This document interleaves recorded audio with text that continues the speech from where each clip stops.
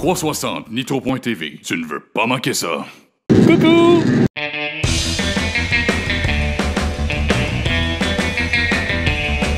C'est le moment du Québec Bowl sur le 360 Nitro.tv en direct du RPM Speedway 2.0. De l'action, tu ne veux pas manquer ça.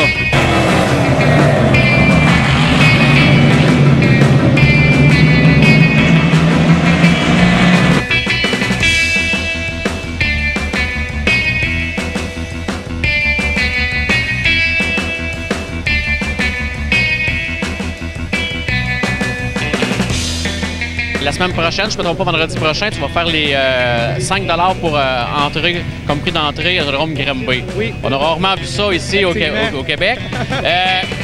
Ma question, Doom, est-ce qu'on a commencé un petit peu à peser sur le bouton panique par rapport aux assistances de quoi?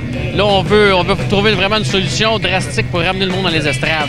Non, c'est pas. On est loin d'être en panique. Je suis un gars qui analyse qu'est-ce qu'on fait, les résultats. On a essayé beaucoup de choses au travers du temps. Ça, on ne l'a jamais essayé. C'est sûr qu'on le voit, les gros shows attirent beaucoup d'amateurs, d'auto, etc. Des shows réguliers. C'est un petit peu plus compliqué, surtout les débuts de saison. Puis on avait une belle opportunité la semaine prochaine de faire de quoi de différent. Puis on a décidé de la saisir. C'est pas la dernière. J'ai un autre projet sur la table en ce moment que les gens, je pense, vont apprécier.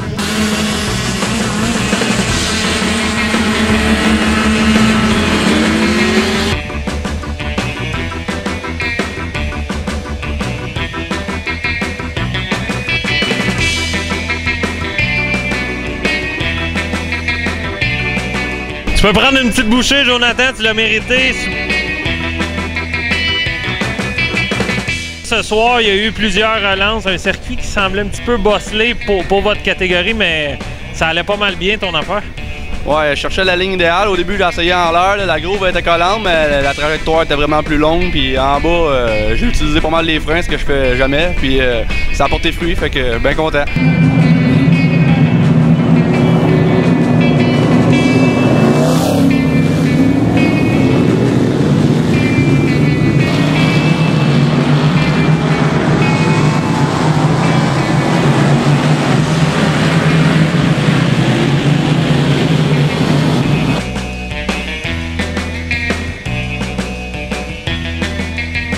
Steve Bernier, quelle belle course de ta part. On a eu un peu de pression, mais tu as travaillé tellement bien le trafic. Ça a été payant jusqu'à la fin.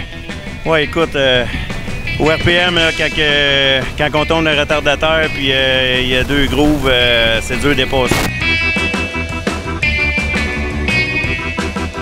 Je vais être patient. Je savais que Steve, il attendait un peu en arrière de moi, mais moi aussi j'attendais. Fait que j'essayais de protéger ça pour que ça soit capable de passer. Ça a marché.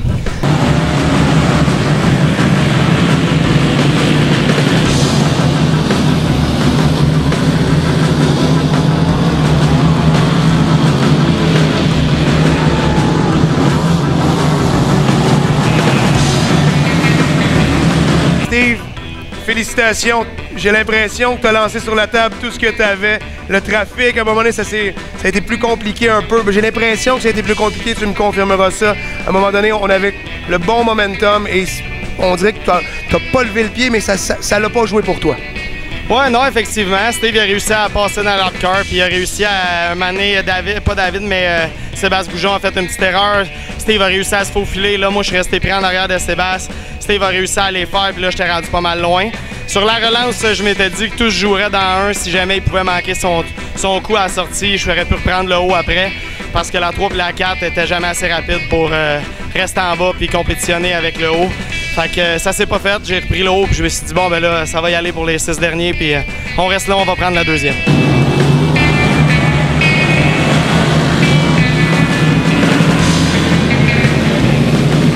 Wow!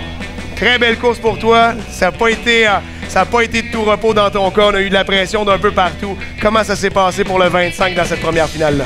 Ah, écoute, en général, je pense que c'est une bonne première finale. C'est sûr avec les deux Steve qui partent en avant. Steve Bernard a fait une très belle course aussi.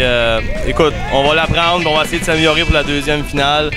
Essayer de corriger quelques petits bobos. On avait une petite pousse en entrée de coin. La 3-4 est capricieuse en bas, donc les dépassements sont difficiles. Là. Le haut semble être meilleur.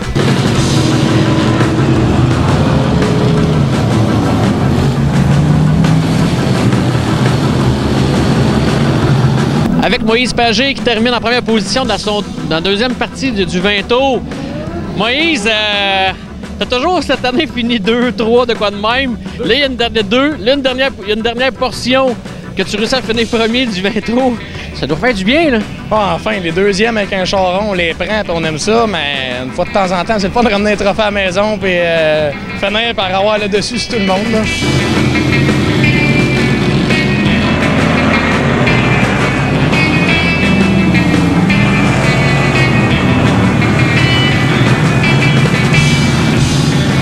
Alex, c'est pas que t'as pas essayé. Dans le premier segment du 20 tours, t'as parti 15e pour te remonter en 6e position. 4e, excuse-moi. Puis, dans le deuxième segment, tu t'es retrouvé à la tête. Ça marchait ton affaire. Mais la groove extérieure, à un moment donné, a décidé qu'il n'en restait plus. Ouais, c'est ça, exactement. On est tombé premier tout de suite, dans le fond, au premier tour. Je pensais être capable de... Ben, c'est embêtant parce que là, je savais pas trop si j'étais rapide. Je voyais pas Moïse en bas. J'ai décidé de rester au large. Dans 1 et dans 2, c'était vraiment pas évident. J'essayais de trouver quelque chose pour que ça accroche un peu. Puis dans 3 et dans 4, il restait un peu. Mais ça voulait pousser du nez. Puis là, regarde, je me battais un petit peu avec le char. C'est un peu décevant d'être premier et de tomber deuxième.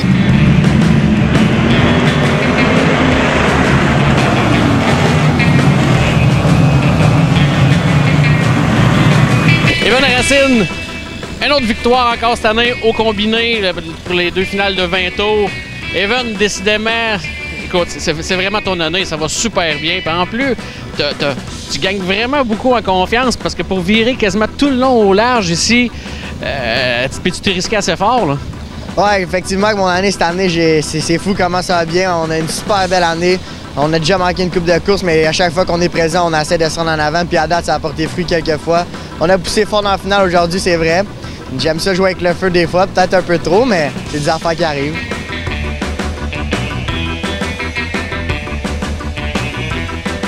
Mais t'as vraiment joué avec le feu parce que, d'où l'expression licher le mur à l'extérieur, tu l'as essayé une couple de fois. Ouais, effectivement, j'ai juste limé un peu mon bumper en arrière pour être sûr qu'il passe mieux le coup d'après. Fait que je me suis dit que comme ça, on allait pouvoir virer encore plus haut et essayer de gagner à la finale jusqu'au bout. Limé mon bumper. Pas pire celle-là. La poutine, est-tu bonne? La poutine est bonne, en plus c'est gratuite, fait qu'on chiale pas.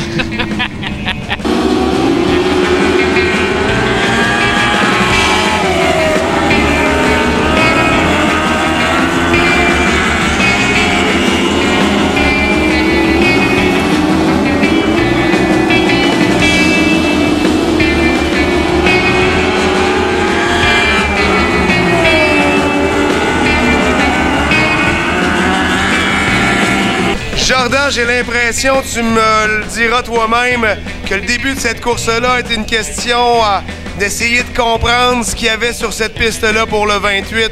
Parle-moi de ton point de vue. Ben, je te dirais que j'ai trouvé le rubber sûrement en premier. Quand j'ai vu Pascal monter au large un peu en haut de moi, j'avais peur qu'il le trouve. Fait que là, je voulais essayer de le passer en bas avant. Quand on a eu le restart, il avait l'air à juste rouler un petit peu en bas du rubber. Quand j'ai réussi à le slider, c'était sûr que je voulais plus lâcher le rubber.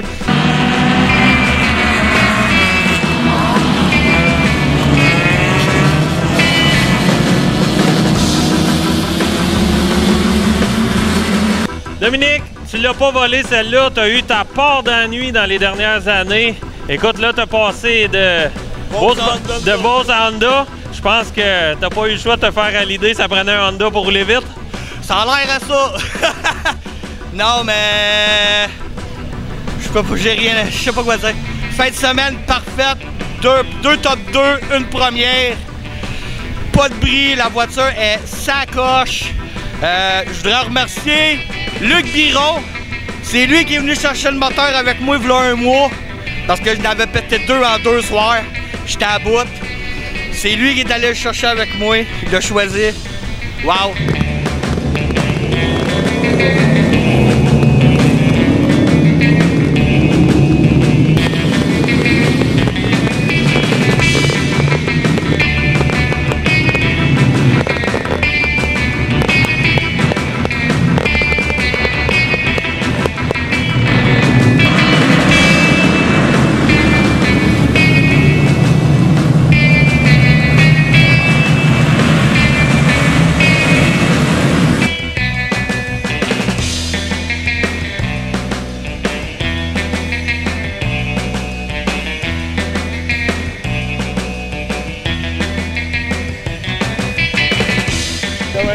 David Hébert, c'était aujourd'hui la 100e finale à se tenir au RPM Speedway pour les mods. C'est toi qui viens de mettre ton nom là-dessus. Quelle belle victoire pour toi. Quelle belle... J'ai l'impression que cette voiture-là était parfaite pour le chemin que tu utilisais. Oui, la voiture allait super bien. Dans le deuxième chemin, un petit peu plus haut que les autres. Il s'est fait une petite ligne de rebord. Je suis venu à bout de l'allée comme il faut. Puis la voiture, de plus en plus, ça allait mieux, plus vite qu'elle était rapide. Puis on était bien smooth parce que c'est sûr qu'il n'y a pas beaucoup de traction.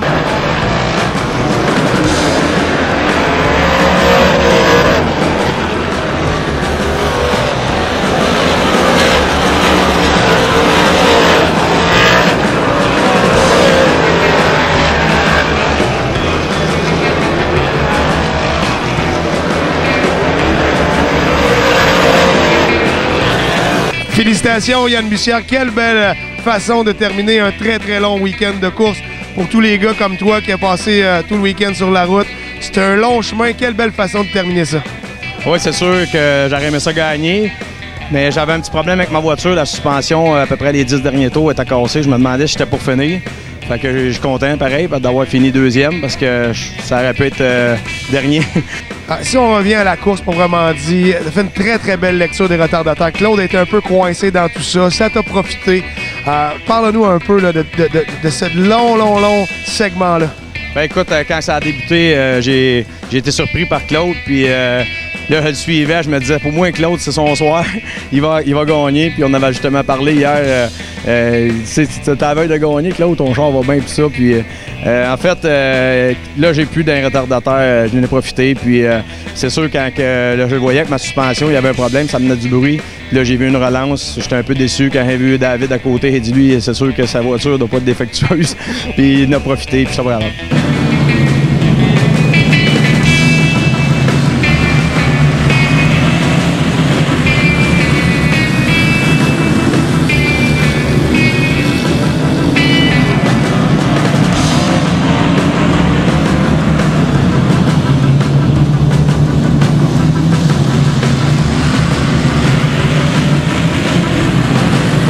Je vais parler avec un gars qui a l'air satisfait de ça. On s'est parlé au téléphone un peu plus tôt, on est des vieux chums.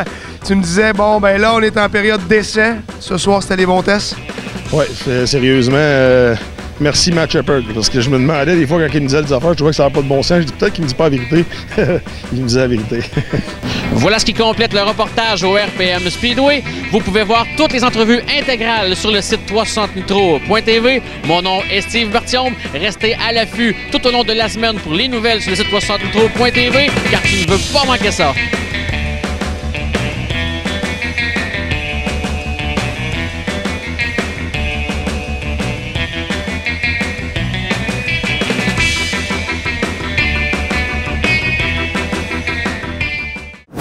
.360 Nitro.tv. Tu ne veux pas manquer ça.